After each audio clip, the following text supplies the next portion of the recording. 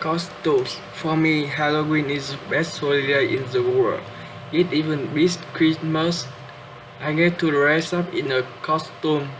I get to wear a mask and I get to go around like every other kid with a mask and nobody thinks I look weird. Nobody takes a second to look. Nobody notices me. Nobody knows me. I wish every day could be Halloween. We could wear we could all wear masks all the time. Then we could walk around and get to know each other before we got to see what we looked like under the mask. When I was when I was little, I used to wear an astronaut helmet everywhere I went. To the playground, to a supermarket, to pick beer up from the school. Even in the middle of summer, though it was so hot my face would sweat. I think I wore it for a couple of years, but I had to stop wearing it when I had my eye surgery.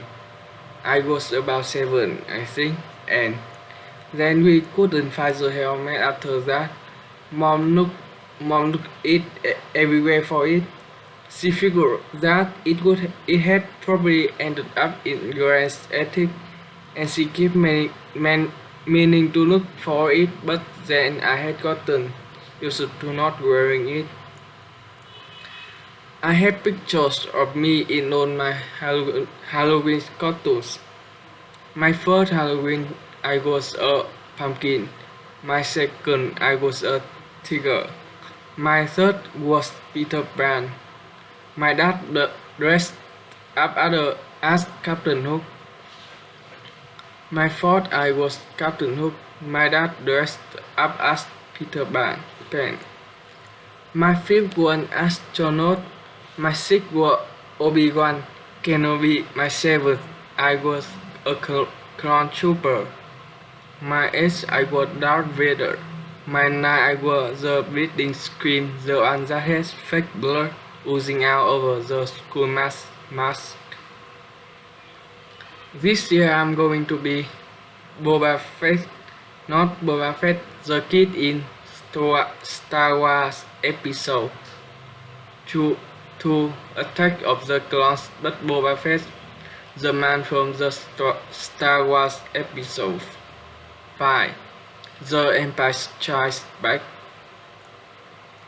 Mom searched everywhere for the costume, but couldn't find one in my size. So she bought me a Jango Fett costume since Jango wore Boba's dad and wore the same armor. And then painted the armor green. She did some other stuff to make it look worn too. Anyway, it looks totally real. Mom's good at costumes. In hometown we talked about what we were going to be for Halloween. Short were looking at Hermione from Harry Potter. Jack were going as a wolfman. I heard that Julian were going as Jango Fett, which was a great coincidence. I don't think he liked hearing that I was going as Boba Fett. On the morning of Halloween, we had this big crying meltdown about something. We just always said being so calm and cool, but this year she had a couple of the guys of fish that was late for work and were like, let's go. Usually Dad is super patient about things, but not when it comes to his being late for work, and his yelling just checked out Via even more. And she started to cry louder. So Mom told Dad to take me to school, and that's she deal with Via. Then Mom kissed me goodbye quickly before I even put on my costume and disappeared into Via's room. "Oji, let's go now," said Dad. I have a meeting I can be late for. I haven't put my costume on yet, so put it on already. For 5 minutes I will meet you outside.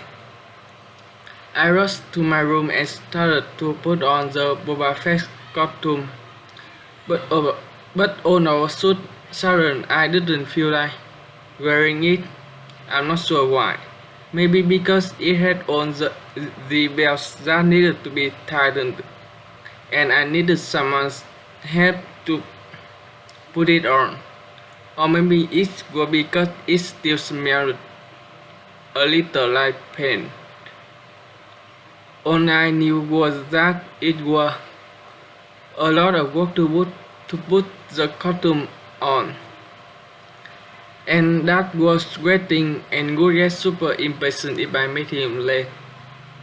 So at the next minute I threw on a beating scream costume from last year. It was such an easy costume. Just a long black robe and big white mask. I yelled goodbye for my doll on my way out, but Mom didn't even hear me. I thought you were going as Jango Fett, said Dad when I got outside. Boba Fett, whatever, said Dad. This is this year better costume anyway. Yes, it's cool, I answered. Bleeding scream. Walking through the hall that morning on my way to the locker was, I have to say, absolutely awesome.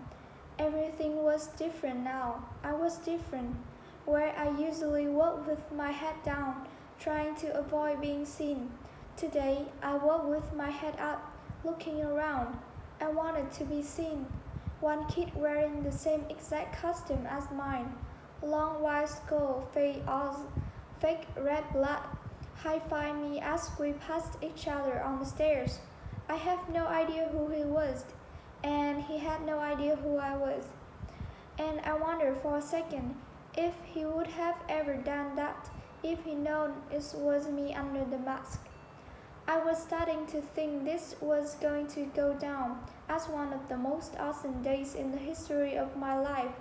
But then I got to homeroom. The first costume I saw as I walked inside the door was Dark Sidious.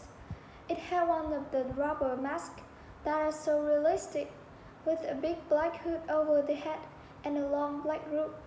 I knew right away it was Julian, of course.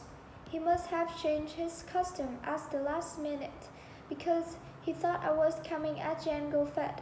He was talking to two mommies, who must have been Miles and Henry. They was all kind of looking at the door like they was waiting for someone to come through it. I knew it wasn't a bleeding scream they was looking for. It was Boba Fett. I was going to go and sit at my usual desk, but for some reason, I don't know why, I found myself walking over to a desk near them, and I could hear them talking. One of the mommies was saying, "It really does look like him." "Like this part especially," answered Julian's voice. He put his fingers on the cheeks and eyes of his Dark Sidious mask. "Actually," said the mommy, "what he really looks like is one of those shrunken heads. Have you ever seen those? He looks exactly like that.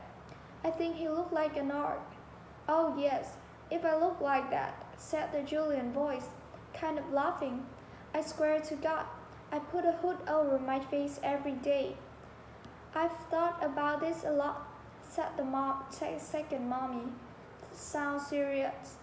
And I really think if I look like him, seriously, I think that I'd kill myself." "You would not," answered Dark Sidious. "Yes, for real," insisted the same mommy. "I can imagine looking at the mirror every day and seeing myself like that. It would be too awful, and getting stared at all the time." "Then why do you hang out with him so much?" asked Dark Sidious. "I don't know," answered the mommy. Tuxman asked me to hang out with him at the beginning of the year, and he must have told all the teachers to put us next to other, our classes or something. The mommy struck. I knew the shrug, of course. I knew the voice. I knew I wanted to run out of the class right then and there. But I stood where I was and listened to Jack will finish what he was saying.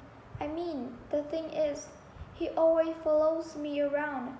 What I supposed to do? That just take him, said Julian. I don't know what Jack answered because I walked out of the class without anyone knowing I had been there. My face felt like it was on fire while I walked back down the stairs. I was sweating under my costume and I started crying. I couldn't keep it from happening. The tears were so thick in my eyes I could barely see, but I couldn't wipe them through the mask as I walked.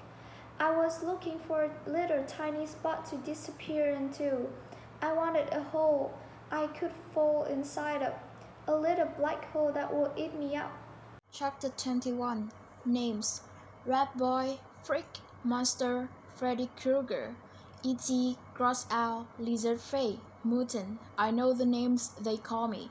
I've been in enough playgrounds to know kids can be mean. I know. I ended up in the second floor bathroom.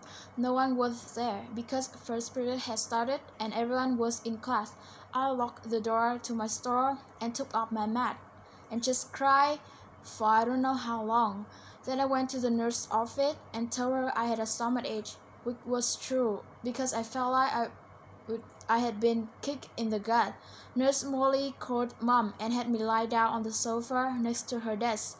15 minutes later, Mom was at the door. "Sweet," she said, coming over to hug me.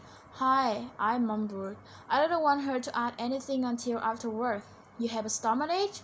she asked, automatically putting her hand on my forehead to check for my temperature. "He said it feels like throwing up," said Nurse Molly, looking at me with very nice eyes. "And I have a headache," I whispered. "I wonder if it's something you ate," said Mom, looking worried. "There's too much bug going around," said Nurse Molly. "Oh, geez," said Mom, her eyebrow going up as she shook her head. She helped me to my feet. "Should I call a taxi, or are you okay walking home?" "I can walk." "What a brave kid," said Nurse Molly, patting me on the back as she walked us toward the door. "If he starts throwing up or runs a temperature, you should call the doctor." "Absolutely," said Mom, shaking Nurse Molly's hand. "Thank you so much for taking care of him." "My pleasure," answered Nurse Molly, putting her hand under my chin and tickling my face up. "You take care of yourself, okay?" I nodded and mumbled, "Thank you." Mom and I walked the whole way home. I didn't tell her anything about what had happened. And later, when she asked me if I felt well enough to go trick-or-treating after school, I said no. This worried her, since she knew how much I usually loved trick-or-treating. I heard her say to Dad on the phone. "He doesn't even have the energy to go trick-or-treating." No fever at all." "Well, I will if he doesn't feel better by tomorrow." "I know.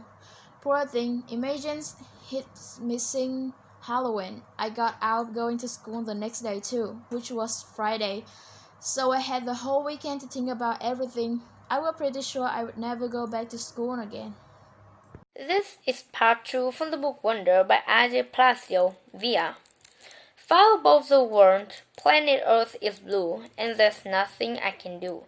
David Bowie, Space Oddity. A tour of the galaxy. August is the sun. Me and Mom and Dad are planets orbiting the sun.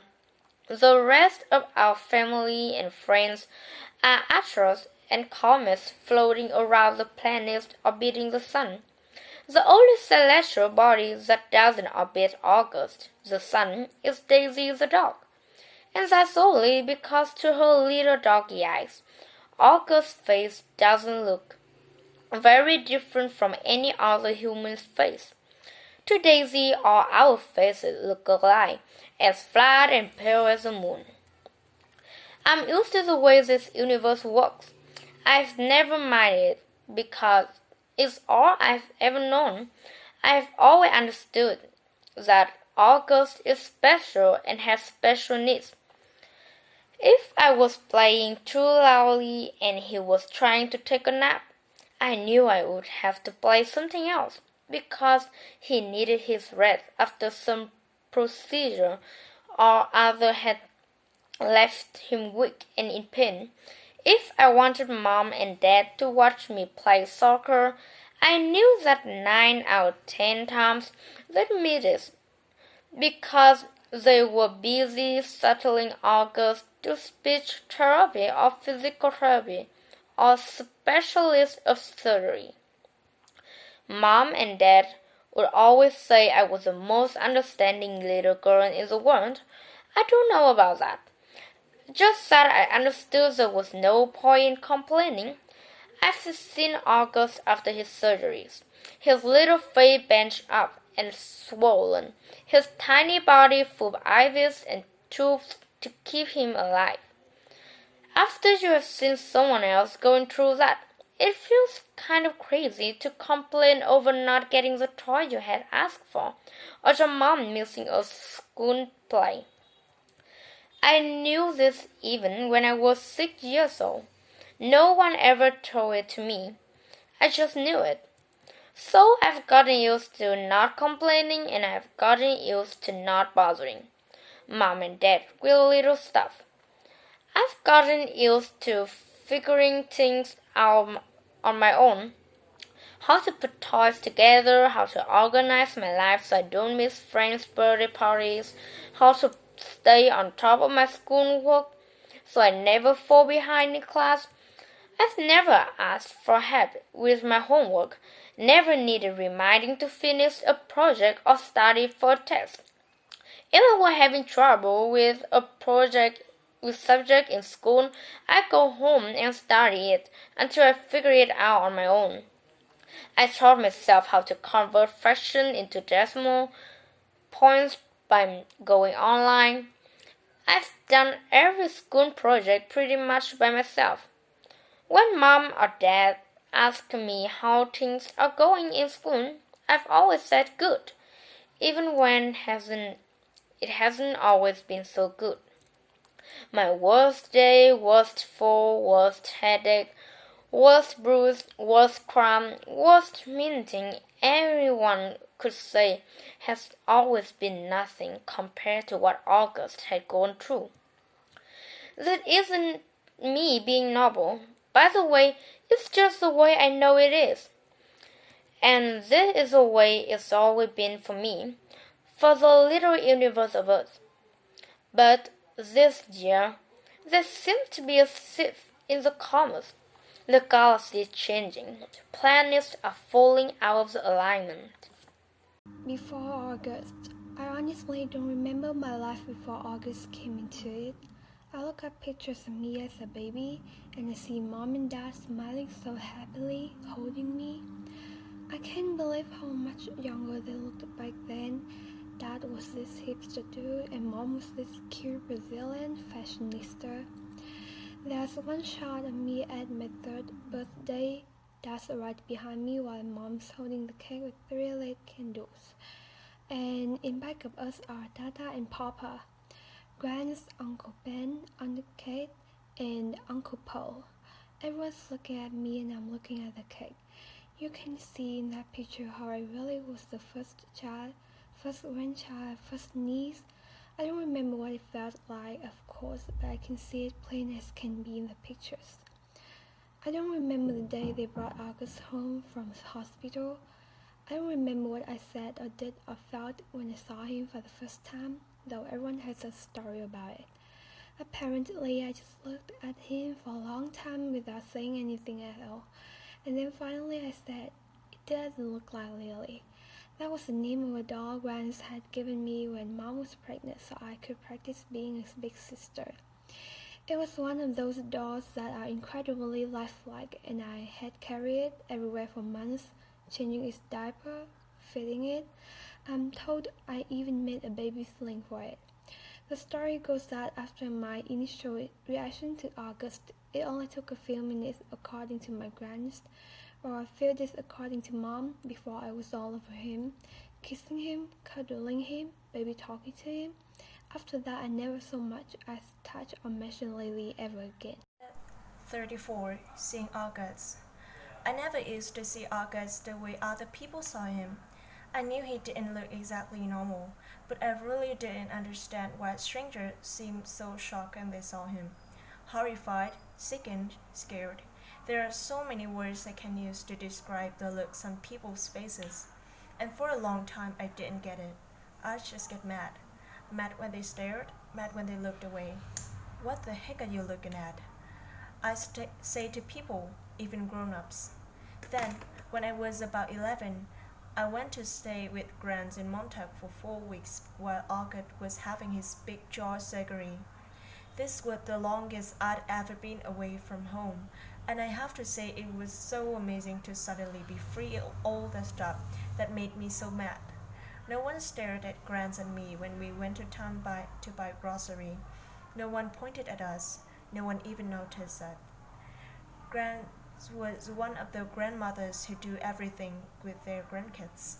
She'd run into the ocean if I asked her to, even if she had nice clothes on. She would let me play with her makeup and didn't mind if I used it on her face to practice my face painting skills. She'd take me for ice cream even if we hadn't eaten dinner yet. She'd draw charcoals on the sidewalk in front of her house. One night, while we were walking back from town, I told her that I wished I could live with her forever. I was so happy there. I think it might have been the best time in my life. Coming home after 4 weeks felt very strange at first. I remember very vividly stepping through the door and seeing August running over to welcome me home. And for this tiny fraction of a moment, I saw him not the way I've always seen him, but the way other people see him. It was only a flash, an instant while he was hugging me, so happy that I was home. But it surprised me because I'd never seen him like that before, and I'd never felt what I was feeling before either. A feeling I hated myself for having the moment I had it. But as he was kissing me with all his heart, all I could see was a drool coming down his chin. And suddenly there I was, like all those people who would stare or look away, horrified, sickened, scared. Thankfully, that only lasted for a second. The moment I heard August laugh his raspy little laugh, it was over. Everything was back the way it had been before, but it had opened a door for me, a little peephole, and on the other side of the peephole there were 2 Augusts, the one I saw blindly and the one other people saw. I think the only person in the world I could have told any of this to was Grants, but I didn't. It was too hard to explain over the phone. I thought maybe when she came for Thanksgiving, I'd tell her what I felt. But just 2 months after I stayed with her in Montauk, my beautiful Grants died. It was so completely out of the blue. Apparently, she had taken herself into the hospital because she'd been feeling nauseous. Mom and I drove out to see her, but it's a 3-hour drive from where we live, and by the time we got to the hospital, Grant was gone. Heard that, they told us, just like that. It's so strange how one day you can be on this earth and the next day not. Where did she go? Will I really ever see her again, or is that a fairy tale? You see movies and TV shows where people receive horrible news in hospital. Before us, with all our managers to the hospital with August, there had always been good outcomes. What I remember the most from the day Grant died is Mom literally crumping to the floor in slow, heaving sobs, holding her stomach like someone has just punched her. I've never ever seen Mom like that, never heard sounds like that come out of her. Even though all of August's surgeries, Mom always put on a brave face. On my last day in Montauk, Grant and I had watched the sunset on the beach. We had taken a blanket to sit on, but it had gotten chilly, so we wrapped it around us and cuddled and talked until there wasn't even a sliver of sun left over the ocean. And then Grant told me she had a secret to tell me. She loved me more than anyone else in the world. Even August? I had asked. She smiled and stroked my hair, like she was thinking about what to say. I love Augie very, very much, she said softly. I can still remember her Portuguese accent, the way he rolled her R's.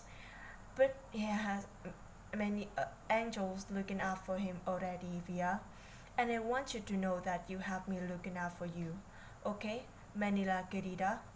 I want you to know that you are number one for me. You are my... She looked out at the ocean and spread her hands out, like she was trying to smooth out the waves. You are my everything. You understand me, Via? Tu es meu todo. I understood her, and I knew when she said it was a secret. Grandmothers are supposed to have favorites. Everyone knows that. But after she died, I held on to that secret and let it cover me like a blanket. Hello, I'm Chun Anh, and now I will read the chapter August Through the Peephole. His eyes are about an inch below where they should be on his face, almost to halfway down his cheeks. They slant downward at an extreme angle, almost like diagonal slits that someone cut into his face, and the left one is noticeably lower than the right one. They bulge outward because his eye cavities are too shallow to accommodate them. The top eyelids are always halfway closed, like he's on the verge of sleeping. The lower eyelids sag so much they almost look like a piece of invisible string is pulling them downward. You can see the red part of the inside, like they're almost inside out. He doesn't have eyebrows or eyelashes. His nose is disproportionately big for his face, and kind of fleshy. His head is pinched on the sides where the ears should be, like someone used giant pliers and crushed the middle part of his face. He doesn't have cheekbones. There are deep creases running down both sides of his nose to his mouth, which gives him a waxy appearance. Sometimes people assume he is being burned in a fire. His features look like they've been melted, like the drippings on the side of a candle.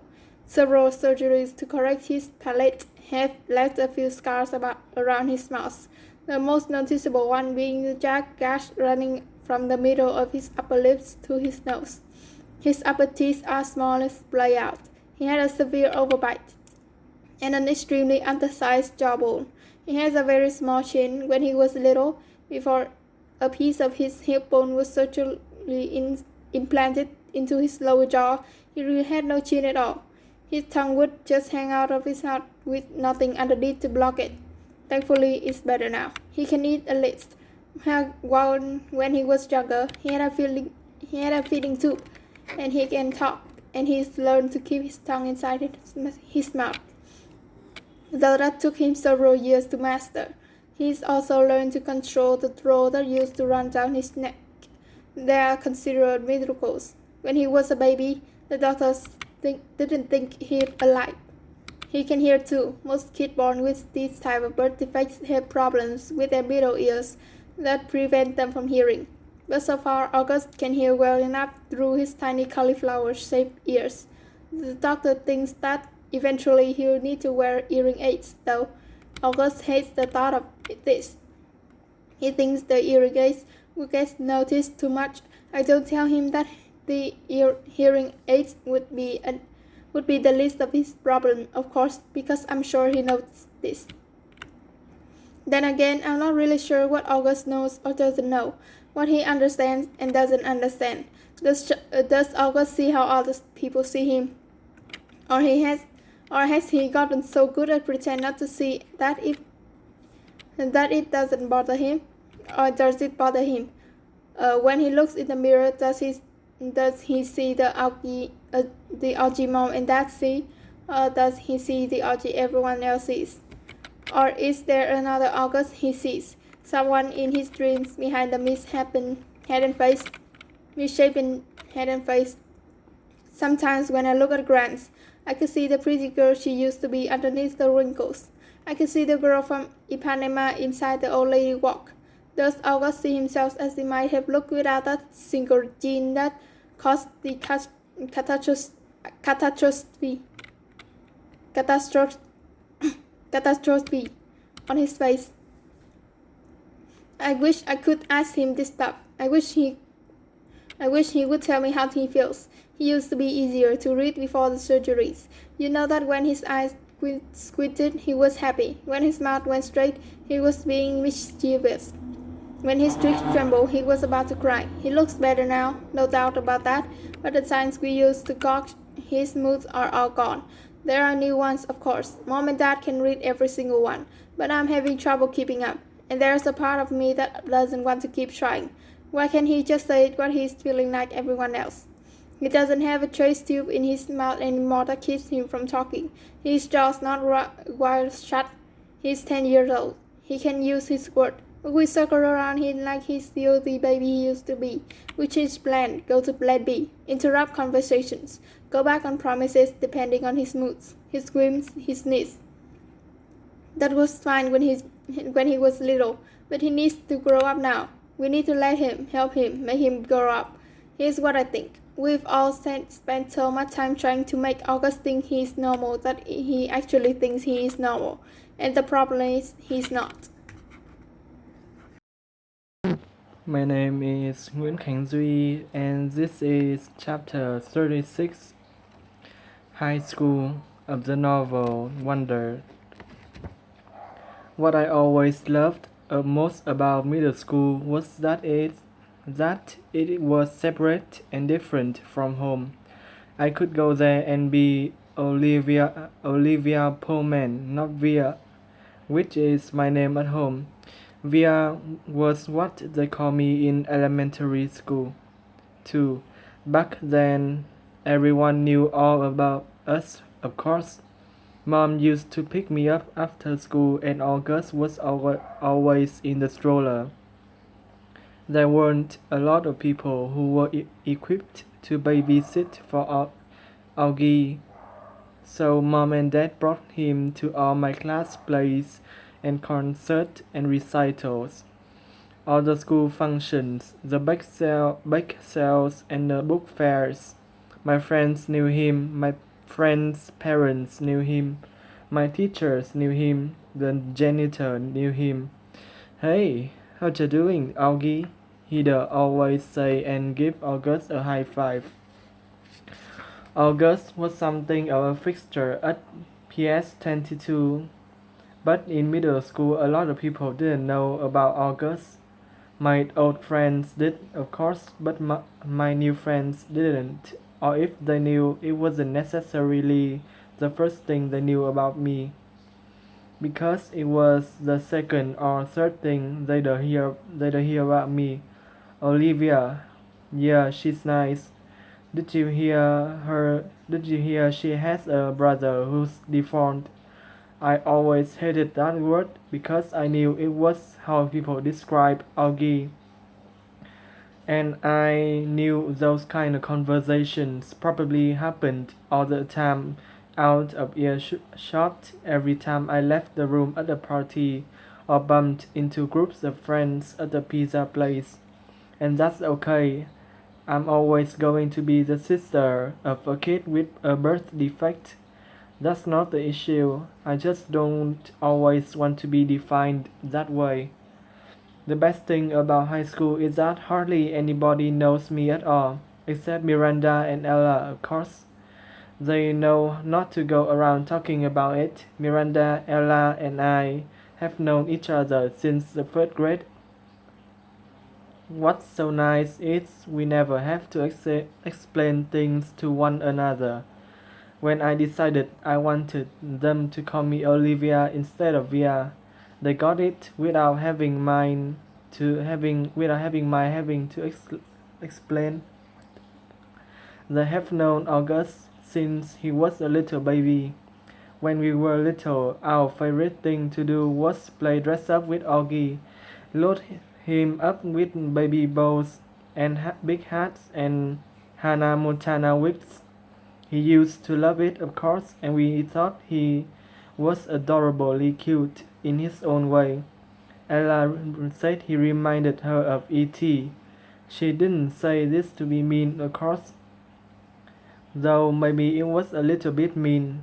The truth is, there's a scene in the movie where Drew Barrymore dressed E.T. in a blonde wig, and that was a ringer for Augie in our Miley Cyrus heyday. Throughout middle school, Miranda, Ella, and I were pretty much our own little group, somewhere between super popular and well liked, not brainy, not jocks, not rich, not druggies, not mean, not goody goody, not huge, not flat.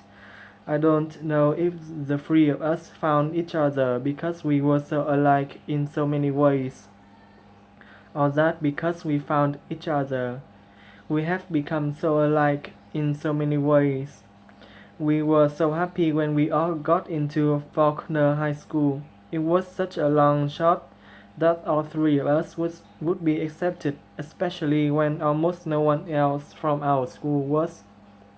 I remember how we screamed into our phones the day we got our acceptance letters. This is why I haven't understood what's been going on with us lately. Now that we are actually in high school, it's nothing like how I thought it would be. Hi, I'm Vũ Khánh Chi, and this is chapter 36 from the book Wonder by R.J.Palacio, High School. What I always loved most about middle school was that it was separate and different from home. I could go there and be Olivia Pullman, not Via, which is my name at home. Via was what they called me in elementary school too. Back then, everyone knew all about us, of course. Mom used to pick me up after school, and August was always in the stroller.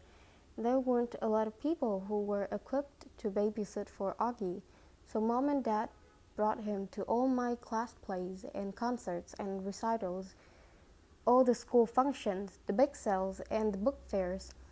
My friends knew him. My friends' parents knew him. My teachers knew him. The janitor knew him. "Hey, how you doing, Augie?" he would always say, and give August a high five. August was something of a fixture at PS 22. But in middle school, a lot of people didn't know about August. My old friends did, of course, but my new friends didn't.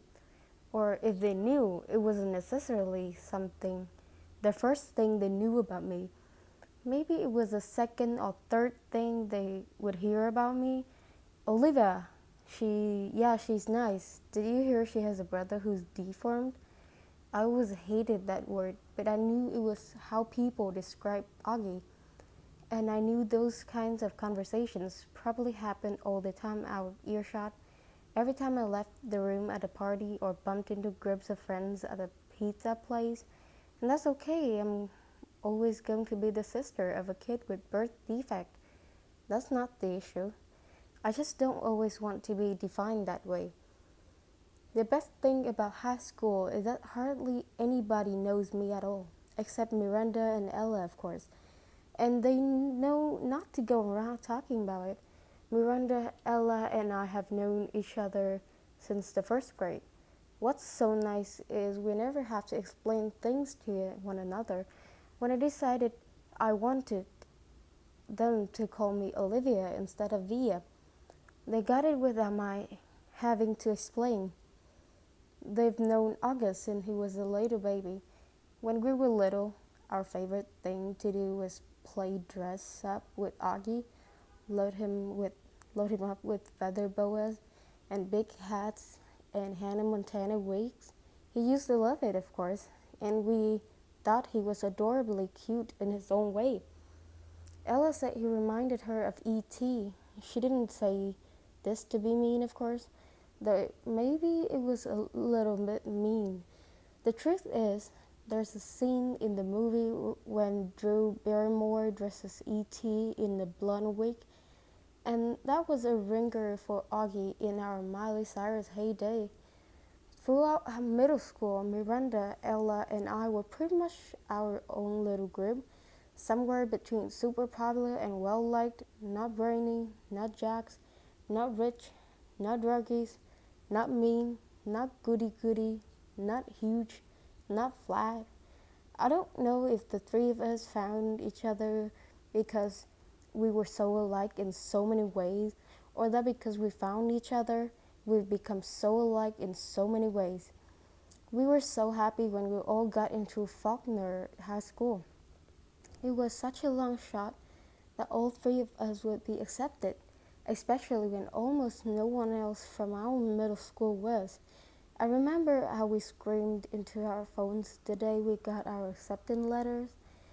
This is why I haven't understood what's been going on with us lately, now that we're actually in high school. It's nothing like how I thought it would be.